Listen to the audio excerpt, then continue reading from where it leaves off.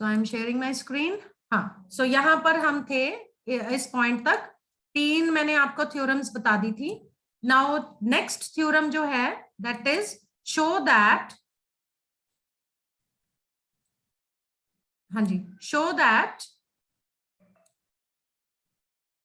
x raise to the power n px, detect नहीं कर रहा,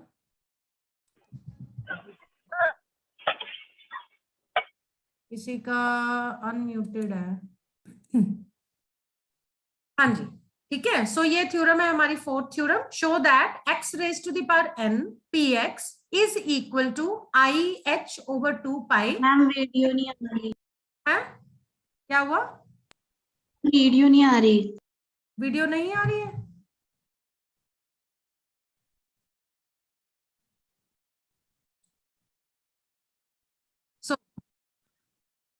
तो ये है it is equal to IH over 2 pi n x raise to the power n minus 1। ठीक है, ये हमने इसका प्रूफ करना है। और अगर ये ऐसे लिखा हुआ है स्क्वायर ब्रैकेट में, इसका मतलब है वो कह रहा है कि ये दो जो ऑपरेटर्स है ना, इनका बताइए कि क्या ये कम्यूट करते हैं कि नहीं करते। क्योंकि ये कम्यूट नहीं करते होंगे तभी इसका आंसर जो है वो ये आ रहा है। अगर इसका आंसर 0 के बराबर आता that means they commute with each other. तो ये हमने देखना है। तो नेचुरली इसमें हम क्या करेंगे, पहले xn इंटू px करेंगे, माइनस px इंटू xn करेंगे, right, on some function for example sine. ठीक है, फिर उन दोनों का रिजल्ट हम देखेंगे माइनस करके। अगर उसमें माइनस करके 0 आता है तो कम्यूट होगा, नहीं आता है तो ये वाला आंसर आना चाहिए। ठीक है, ये हमने प्रूव करना है, राइट। तो पहले लेफ्ट हैंड साइड कर लेते हैं, यानी कि xn px वाला, यानी xn इंटू px। ठीक है, तो xn into px operating on function psi minus px into xn operating on function psi. इस ब्रैकेट को हमने खोल दिया। ठीक है, अब नेचुरली इसको भी खोलेंगे, ब्रैकेट खोलना आपको पता ही है। ठीक है, xn इंटू ये वाला जो ऑपरेटर है it will operate on this Sai, xn into px into Sai minus px बाहर आ गया, xn ऑपरेटिंग ऑन साई। ठीक है, अब यहां पे क्योंकि px लिखा हुआ है इसका मतलब है ये लीनियर मोमेंटम ऑपरेटर है, राइट। तो यहां पे हम इसकी वैल्यू पुट कर देंगे, xn इंटू px की जगह पे हम पुट करेंगे h बाय 2 पाई आई करली ओवर करली x, because px operator is equal to h by 2 pi I curly by curly x. So it will operate on psi minus px, that is xn into psi. xn तो operator xn ही रहेगा ना, यानी कि उसने simply psi के साथ multiply होना है, राइट। ठीक है, सो यहाँ पे ये आ जाएगा अब xn, तो ये जो है xn, ठीक है, इसमें ये h बाय 2 पाई आई जो है ये टर्म कांस्टेंट है तो ये बाहर आ गई, राइट। और ये करली बाय करली एक्स साई, यानी कि साई का हो जाएगा फर्स्ट डिफरेंशियल और इनटू हो जाएगा xn के साथ, यानी xn इंटू करली psi by curly x minus, यहां पे देखो यहाँ px की वैल्यू ये वाली पुट करेंगे h by 2 pi I curly by curly x और इंटू xn साई। ठीक है, राइट। अब यहाँ पे xn जो है ये x का फंक्शन है, यानी कि इसका डिफरेंशियल होगा, फर्स्ट डिफरेंशियल होगा, राइट। और उसका आंसर क्या होगा देख लेते हैं। सो इसको जब आप सॉल्व करोगे तो यहाँ पे आ गया h by 2 pi I x raise to the power n curly psi by curly x minus, अब ये वाला हमने पार्ट शुरू कर दिया। ठीक है, सो xn इंटू करली साई बाय करली एक्स, क्योंकि इसमें भी ये वाला पार्ट था जो कि हमने यहाँ पे कॉमन बाहर निकाल लिया, दोनों में से कॉमन बाहर निकाल लिया, करली psi by curly x plus psi x, क्योंकि यहाँ पे बेटे दो फंक्शन हो गए, this is first function, this is second function, तो यहाँ पे डिफरेंशियल का वो वाला फॉर्मूला लगेगा। For example differentiation of first function into second function is equal to first function into differential of second function plus second function into differential of first function। वो वाला formula लगा के हमने इसको सॉल्व किया है। First function into differential of second function that is psi d curly by curly x of psi plus second function यानी psi into differential of this x raised to the power n, और x raised to the power n का differential होता है d by dx of x raised to the power n होता है n x raised to the power n minus 1। ठीक है, इतना आ गया। अब हम ये माइनस वाली जो ब्रैकेट है इसको खोल देंगे। तो जब हमने ये ब्रैकेट को खोला, ये वाला प्लस जो था ये यहाँ पे माइनस हो गया, राइट, और ये कैंसिल हो गए। तो हमारे पास बचा क्या, हमारे पास बचा है h बाय 2 पाई आई जो कॉमन निकाला था, और यहां से हमारे पास ये चीज बची है minus n x raise to the power n minus 1 psi. ठीक है, ये तो पूरी टर्म, ये पूरी टर्म और ये पूरी टर्म ये तो कट गई, तो हमारे पास सिर्फ बचा है माइनस n हमने आगे इसलिए लिखा है क्योंकि ये कांस्टेंट है। ठीक है, तो n x raise to the power n minus 1 psi into, यहां पे देखो क्या किया हमने, i से मल्टीप्लाई कर दिया, i से डिवाइड कर दिया, राइट, i से हमने मल्टीप्लाई कर दिया, i से डिवाइड कर दिया, क्योंकि हमें यहाँ पे आंसर में, यहाँ देखो ये जो हमने प्रूव करना है ना, यहाँ पे i ऊपर है लेकिन हमारे आंसर में यहाँ पे i नीचे आ रहा था, तो हम क्या करेंगे, i से मल्टीप्लाई कर देंगे, i से आयोटा से डिवाइड कर देंगे, तो ये वाला जो है i और इंटू i हो जाएगा माइनस 1। ठीक है, और ऊपर आयोटा आयोटा रहेगा, i h बाय 2 पाई। ऐसा करने से ये i और ये i जो है ये i स्क्वायर हो गया, जिसका आंसर होता है माइनस 1। तो यहाँ पे माइनस 1 आएगा, तो ये माइनस और ये वाला माइनस कैंसिल हो गया, तो यहाँ पे हमारा आंसर पॉजिटिव में आ गया। आई होप इट इज क्लियर। कितना समझ में आया, ये पता लग गया। ठीक है, सो ये हमारा आ गया बेटा i h over 2 pi into n x raise to the power n minus 1 psi. So ये क्या है, हमारी लेफ्ट हैंड साइड वाली टर्म है, हेंस प्रूव्ड।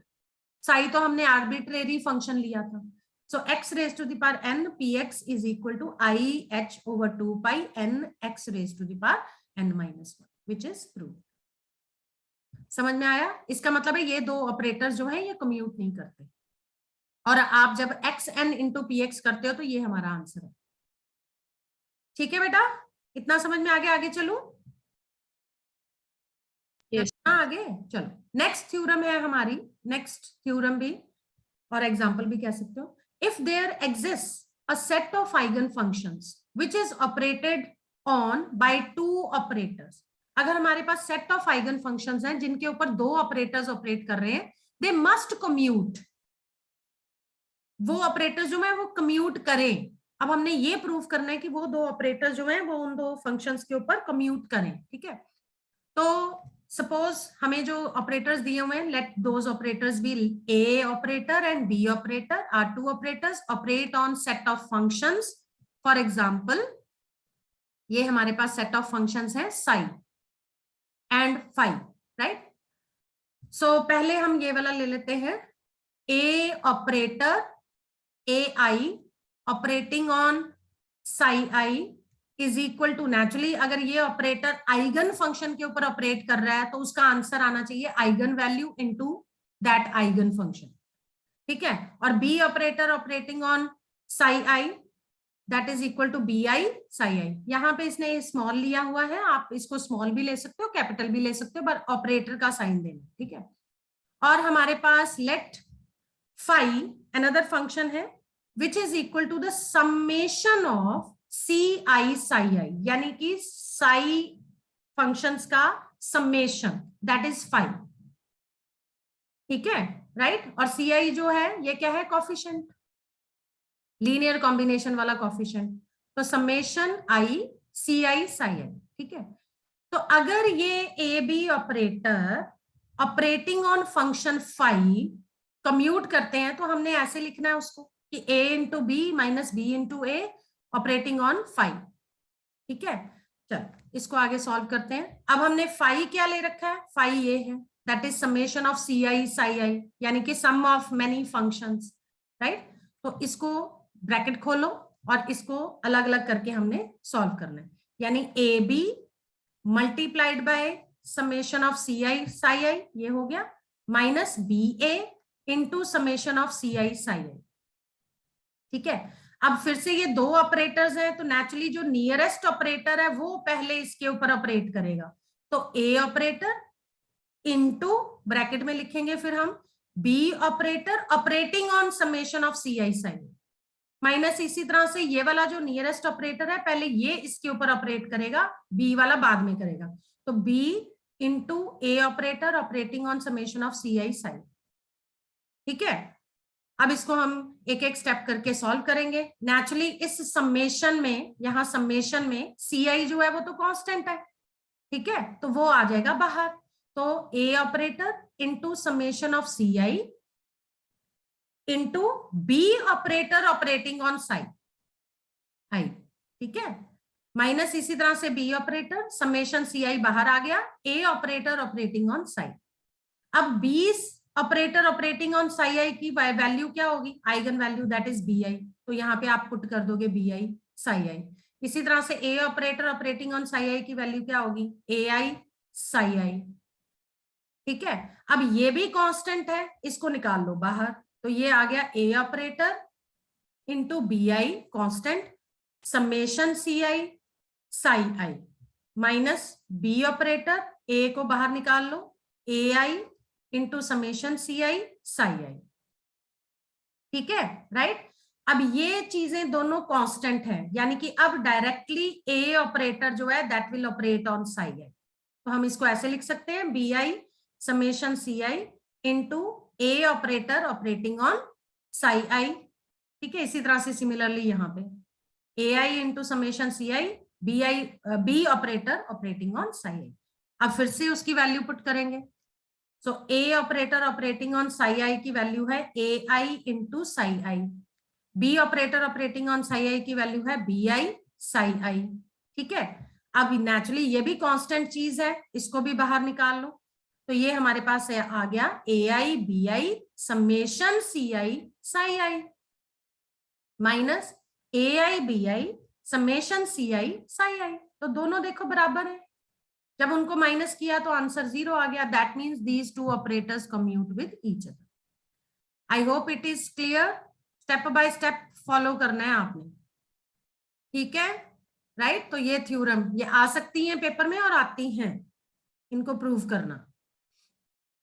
ये समझ में आ गया बच्चे, आगे चलूं?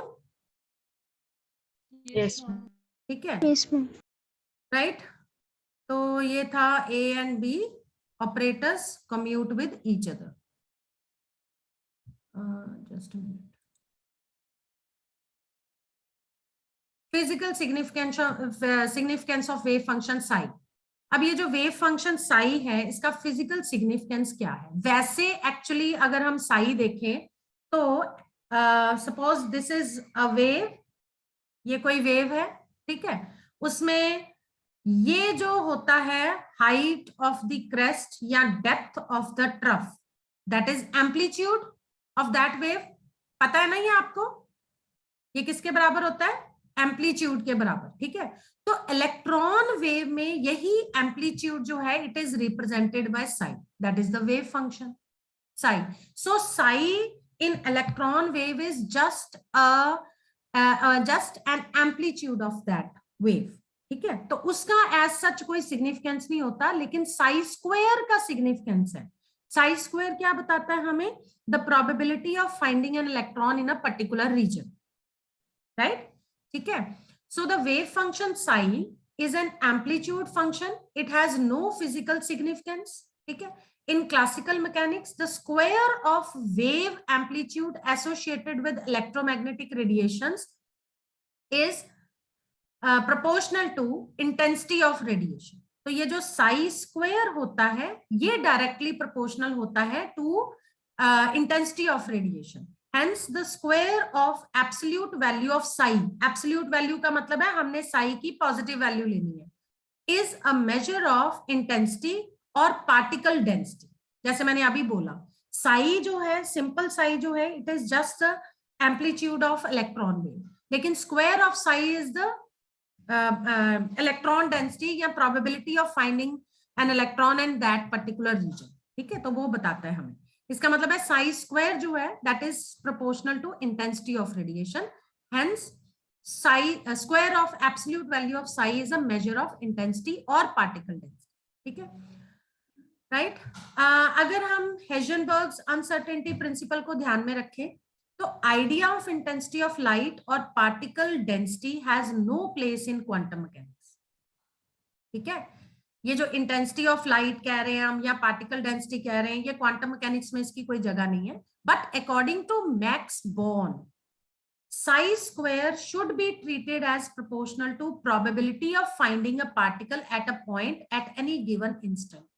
किसी एक पर्टिकुलर इंस्टेंट पे उस पार्टिकल को फाइंड आउट करने की प्रोबेबिलिटी जो है वो साई स्क्वायर बताता है। ठीक है, since the probability of finding a particle in space must be real, जो हम पार्टिकल ढूंढ रहे हैं किसी स्पेस पे तो वो रियल होना चाहिए, इमेजिनरी नहीं होना चाहिए। ठीक है, और more over Sai star into Sai, यानी कि अगर हम साई वेव फंक्शन ले रहे हैं, if it is I mean it is not real, तो साई का जो स्क्वायर है it should be the psi multiplied by psi star, यानी कि conjugate of that wave function is taken as the measure of probability of finding a particle at any point. ठीक है, where psi star is a complex conjugate of that function, right? So the function psi star is a complex conjugate of psi and their product will always be an non-negative quantity. तो अगर आप उसका product करोगे तो वो कोई non negative quantity आएगी। आई hope it is clear. इसमें कोई पॉइंट आपको ना समझ में आया हो? इतना समझ में आया? Yes, ma'am. ओके, ठीक है। फॉर एग्जाम्पल अगर हम कोई फंक्शन लेते हैं साई, ठीक है, it is a plus iota b, then psi star क्या होगा? बस साइन चेंज करना है आपने, a Complex code. Iota b। अगर यहाँ पे प्लस का साइन है आयोटा के आगे, उसका साइन चेंज हो जाएगा, वो माइनस हो जाएगा। तो देयरफॉर जब आप उसको साई इंटू साई स्टार करोगे, यानी कि Sai wave function into complex conjugate of that wave function, तो उसका आंसर जो है वो स्क्वायर में आपने जब किया तो उसका आंसर पॉजिटिव में आ रहा है, उसमें कोई नेगेटिव वैल्यू नहीं आ रही, यानी a square plus b square. I hope it is clear. Yes, ma'am. Which is real, so answer इसका रियल ही आ रहा है एंड नॉन नेगेटिव क्वांटिटी आ रही है। So if psi is real function then psi is equal to psi star and psi into psi star is equal to psi square. So generally, probability of finding a particle in certain volume element, for example, dx into dy into dz, ये into है, comma नहीं है, that is equal to d tau. d tau is a small volume या volume element, ठीक है, जिसको हम ऐसे एक्सप्रेस कर सकते हैं, यानी कि वही probability of finding an electron in a particular region, उसको आप कैसे दिखा सकते हो? That is p means probability, which is equal to mod of psi square d tau, या आप इसको साई स्क्वायर की जगह पे साई स्टार इंटू साई या साई इंटू साई स्टार भी लिख सकते हो, dx into dy into dz। So probability of finding a particle per unit volume is represented as psi star into psi या psi into psi star, which is known as probability density. ठीक है, सो इसको हम कहते हैं probability density, Sai square को या psi into psi star over a particular या small volume.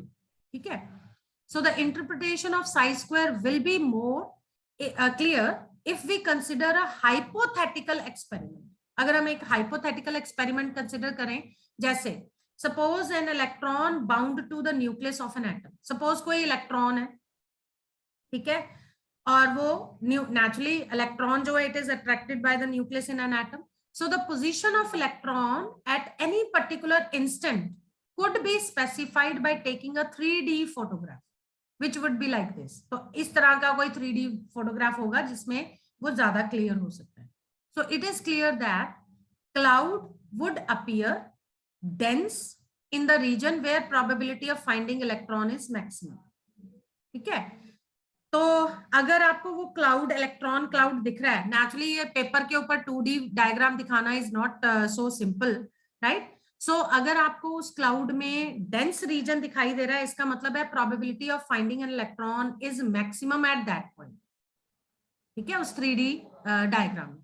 If the wave function of particle has value psi at some point r from the origin, then the probability of finding electron between x and x plus dx and y plus ds dz sorry dy and z plus dz will be given as this. तो इस तरह से हम उसको दिखा सकते हैं, यानी कि probability p is equal to mod of psi square, mod of psi का स्क्वायर dx dy dz, या आप लिख सकते हो p is equal to psi into psi star D tau. ठीक है, सपोज ये कोई पार्टिकल है एट अ डिस्टेंस r, तो उसको आप ऐसे रिप्रेजेंट कर सकते हैं. आई होप इट इज क्लियर. इतना ठीक है, एक बार इसको रीड आउट कर लेना. क्लियर है? चलो Yes. ठीक है. Yes. आगे है characteristics of wave function psi. अब साई के कैरेक्टरिस्टिक ये भी आप लोगों ने फिजिकल सिग्निफिकेंस में ऑलरेडी एक्चुअली फाइनल में भी पढ़े हुए हैं, लेकिन हम दोबारा से इसको देख लेते हैं. So Schrodinger wave equation is second order differential equation, ठीक है, डबल डिफरेंशियल है. It has infinite number of solution. तो इस श्रोडिंगर वेव इक्वेशन के इनफाइनाइट नंबर ऑफ सॉल्यूशंस है, but only few of them have any physical और chemical significance. उनमें से सिर्फ कुछ की फिजिकल या केमिकल सिग्निफिकेंस होती है. And the physical interpretation of psi into psi star d tau is a measure of probability of finding a particle in a volume element. D tau implies that it must obey certain mathematical conditions. ठीक है, ये वाली जो है probability वाली interpretation, ये वाली, तो ये कुछ conditions को obey जरूर करे. वो क्या है? psi must be single valued, psi must be finite for all values of x, y, z. ठीक है, तो साई सिंगल वैल्यूड होना चाहिए, साई मस्ट बी फाइनाइट होना चाहिए, इनफाइनाइट नहीं होना चाहिए, और साई और उसके जो फर्स्ट डेरिवेटिव है दैट मस्ट बी कॉन्टिन्यूअस होना चाहिए. वहां उसमें कोई भी डिसकॉन्टिन्यूटी नहीं होनी चाहिए. So when function satisfy these conditions, अगर साई ये कंडीशंस को सेटिस्फाई करता है, then it is called well behaved और प्रॉपर वेव फंक्शन. ठीक है, क्लियर है? क्लियर है बेटा? Yes. Yes. आगे है पोस्टुलेट्स ऑफ क्वांटम मैकेनिक्स. ये भी वैसे आप लोगों ने फाइनल में पढ़े हुए हैं, लेकिन let's go through it hurriedly. So postulates of quantum mechanics क्या है? These are actually set of fundamental statements tested by experiments. उनको हम कहते हैं postulates. What are postulates? Set of fundamental statements जिसको एक्सपेरिमेंटली टेस्ट किया जाता है for a system moving in one dimension, यानी एक्स एक्सिस पे अगर कोई सिस्टम मूव कर रहा है. So few rules are given below, right? The physical state of a particle at any time is described by wave function Sai. किसी भी particle की फिजिकल स्टेट जो है एट दैट पर्टिकुलर टाइम, ठीक है, उसकी वेव फंक्शन से हम डिस्क्राइब करते हैं, यानी साई, और ब्रैकेट में लिख देंगे x एंड t. ठीक है, the wave function psi and its first derivative यानी d psi by dx, second derivative d2 psi by dx square are continuous, finite and single value. जैसे अभी मैंने बताया आपको कि वो वेव फंक्शन वेल बिहेव्ड या प्रॉपर वेव फंक्शन होना चाहिए. ठीक है, for all values of x. Also wave function is normalized, और वो वेव फंक्शन नॉर्मलाइज्ड होना चाहिए. I hope normalized wave function क्या होते हैं सबको पता है, पढ़ा हुआ है आपने. That is integration over whole space of psi into psi star या psi square d tau should be equal to 1. पता है ना ये आपको? Yes. नॉर्मलाइज. ठीक है, आप ओवर होल फंक्शन भी कह सकते हो या minus infinity to plus infinity भी कह सकते हो. Integration of minus infinity to plus infinity psi star psi dx is equal to 1. Where psi star क्या है? अगर वो इमेजिनरी है, ठीक है, रियल वेव फंक्शन है या इमेजिनरी वेव फंक्शन है, तो हम उसका कॉम्प्लेक्स कॉन्जुगेट ले लेंगे ऑफ साई. तीसरा है postulate, a physically observable quantity can be represented by Hermitian operator and operator A is said to be Hermitian if it satisfies the following condition. ये तो हमने ऑलरेडी पहले किया कि Hermitian ऑपरेटर क्या होता है. So integration of psi star a Hermitian operator operating on psi I d tau या dx. tau नहीं लिया इसमें क्योंकि हमने सिर्फ x डायरेक्शन ले रहे हैं. तो dx is equal to integration psi I a into psi I star dx. ठीक है, where psi I and हाँ ये है j, सॉरी ये psi I है, ये psi j है, ये psi j है and a operator operating on psi I. ठीक है, so these are wave functions which represent physical state of quantum system. ठीक है मैम साई आई नहीं रहेगा क्योंकि तभी उसका कॉम्प्लेक्स कॉन्जुगेट लिया हुआ है. साई आई और साई आई स्टार नहीं, ऐसा नहीं होता, ऐसा नहीं होता. किसी और का Different कॉम्प्लेक्स भी हो कॉन्जुगेट सकता है. और कोई और. हाँ ऐसा भी हो सकता है. राइट. सो फोर्थ है the allowed values of observable. अगर क्योंकि साई आई ही होता तो फिर यहाँ पे सिंगल वेव फंक्शन लिखना था ना साई. राइट. जैसे ऑर्थोगोनल में भी आप लेते हो, ऑर्थोगोनल जब लिखते हो ऑर्थोगोनल वेव फंक्शन तो आप ऐसे लिखते हो ना, integration psi 1 psi 2 star d tau is equal to 0 है ना. यहाँ आप लिखते हो psi 1 star into psi 2 d tau, sorry into 0. तो ऑर्थोगोनल वेव फंक्शन. ठीक है, सो दो वेव फंक्शंस डिफरेंट भी हो सकते हैं. ऑलराइट. ठीक है, नाउ चौथा postulate, the allowed values of observable A R eigen values A I in the operator equation. ये ऑलरेडी हमने की है, इसको हम आइगन वैल्यू इक्वेशन भी कहते हैं. A operator operating on psi i is equal to A i psi आई. ठीक है, बहुत बार हो गया ये. देन पांचवा postulate, the average value of observable A corresponding to operator A is. अगर आपने एवरेज वैल्यू लेनी है तो it can be represented as this. चाहे आप इसको ऐसे करके less than minus less than more than वाले साइन में लिखो, या आप ए raise to the power bar यानी ए के ऊपर बार. ठीक है, it is equal to integration minus infinity to plus infinity psi I A operator operating on psi I star dx या divided by integration psi I star psi I dx. तो average value भी निकाल सकते हैं by using this equation. If the function psi is assumed to be normalized, अगर हम assume करें कि नॉर्मलाइज्ड है तो ये जो नीचे वाली वैल्यू है ना, ये वाली, इट बिकम्स इक्वल टू 1. अगर वो वेव फंक्शन नॉर्मलाइज्ड है तो इस इक्वेशन में नीचे उसकी वैल्यू 1 आ जाएगी. तो it can be represented only by the upper numerator वाली equation. I hope it is clear. इतना समझ में आ गया? ठीक है. अगर आप x की वैल्यू ले रहे हो, एवरेज वैल्यू ऑफ x ले रहे हो, तो वहां पे ऑपरेटर में किसी और ऑपरेटर की जगह पे x ऑपरेटर आ जाए.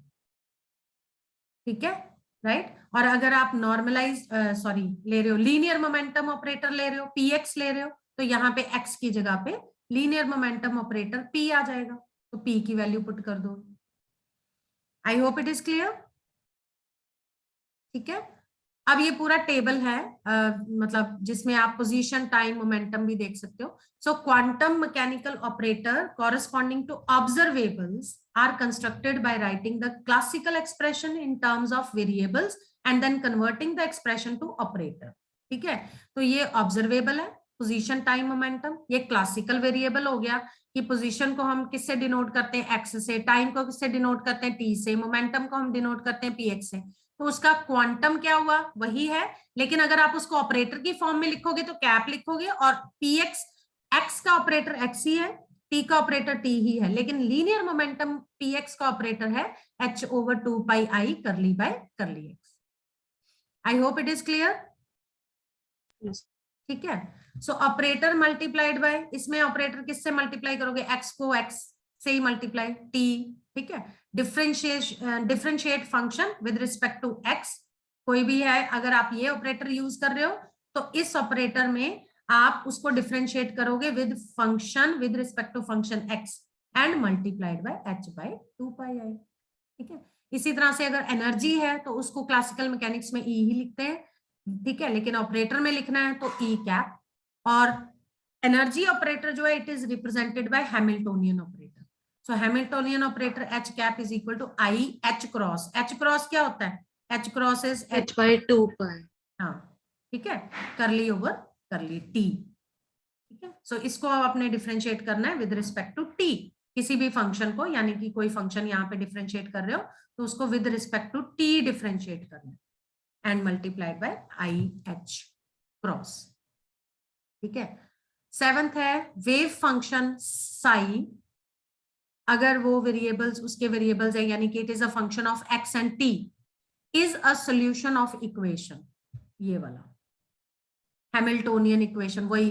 अब ये एक्चुअली श्रोडिंगर वेव इक्वेशन है, टाइम डिपेंडेंट वाली। ठीक है, H cap Sai x T वाला, it is equal to E Sai.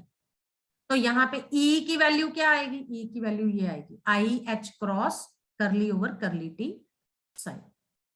I hope it is clear. So ये 7 पोस्टुलेट्स हैं क्वांटम मैकेनिक्स के। चलें आगे।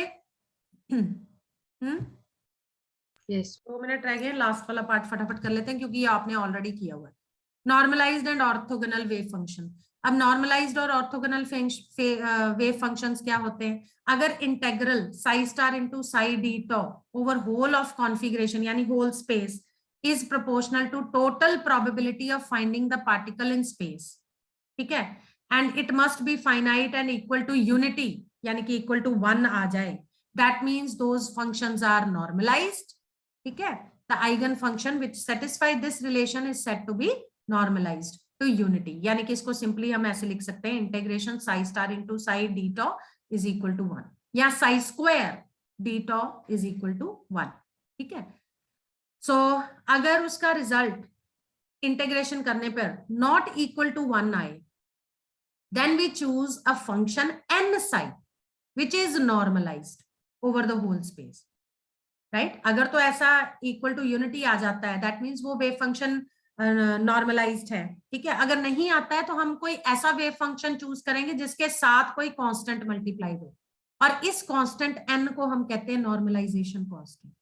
तो ये इक्वेशन हो जाएगी, आई मीन ये एक्सप्रेशन हो जाएगा integration over whole space from minus infinity to plus infinity n psi star into n psi d tau is equal to 1, where n is normalization constant.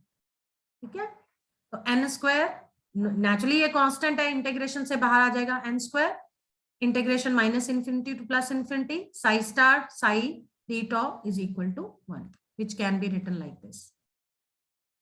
ठीक है, और अगर हमारे पास दो वेव फंक्शंस हैं different psi m and psi n, then they are said to be normalized if दोनों को multiply करने पर वो आंसर 1 आता है, and they are said to be orthogonal if it comes out to be 0. I hope it is clear. Yes समझ में आ गया? ठीक है, और अगर हम इन दोनों रिजल्ट्स को कंबाइन कर दें, यानी कि integration of psi n star psi m d tau, और उसका आंसर आ जाए delta m n, that is known as Kronecker's delta. तो अगर ये वैल्यू इक्वल टू 1 आती है तो वेव फंक्शन नॉर्मलाइज्ड है, अगर ये वैल्यू